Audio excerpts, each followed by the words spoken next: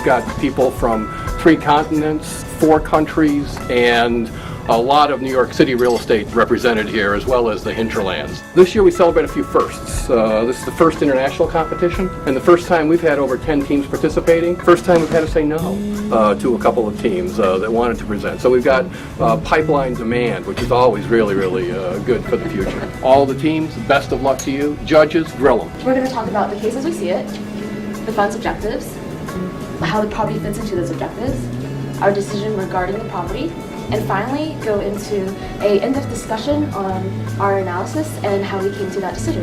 46% of our tenants are telecom users and 53% are ordinary office users. And currently our property can generate an NOI of about $76 million.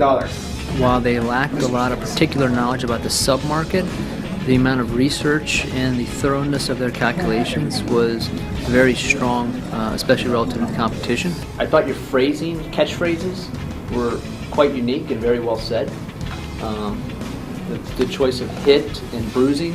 Whoever said bruising, it was a really good choice of words. The opportunities presented by this submarket are that it is a trendy and developing neighborhood. This in turn has a pull effect for quality tenants towards our property. You can also look from another side, because you need less light. I mean, we are Chelsea, so we are not in Midtown where there are a lot of skyscrapers, but they are lower floor buildings, so you have more light coming into the room, saving energy costs. Now, as a real estate educator, I've spent most of my life trying to promote real estate education and teach real estate classes, and I cannot help but feel a sense of gratitude and fulfillment when I see all these prominent students from different parts of the world coming together, exhibiting their enthusiasm and demonstrating their wonderful education background in front of very prominent New York City judges. For the Tribeca room, the highest scoring team was Meridian Capital Advisors.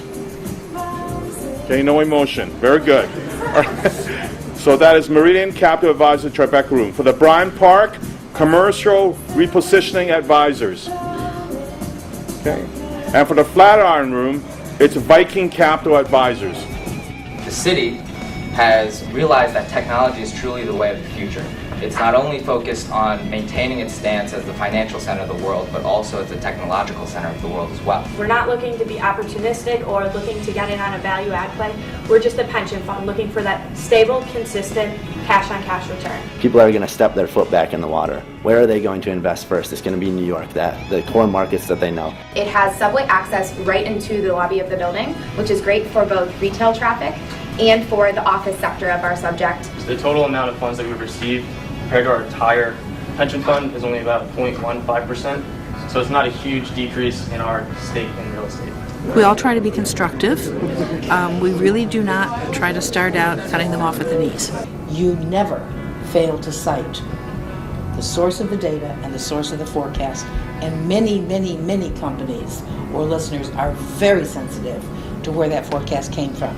So you have to think about the use, your tenant, and who their customer is or employees, and how you're going to transport those people in a building like this to make it effective. Because if you can't transport them, then there's going to be no demand. Historically in Manhattan, you think 6 months works? You just told me it's not really an office market, or it's not really dependent on office.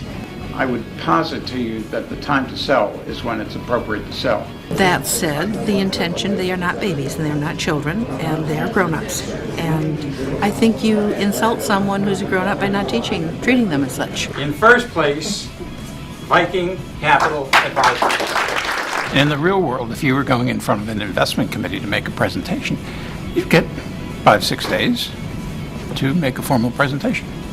So it is real world.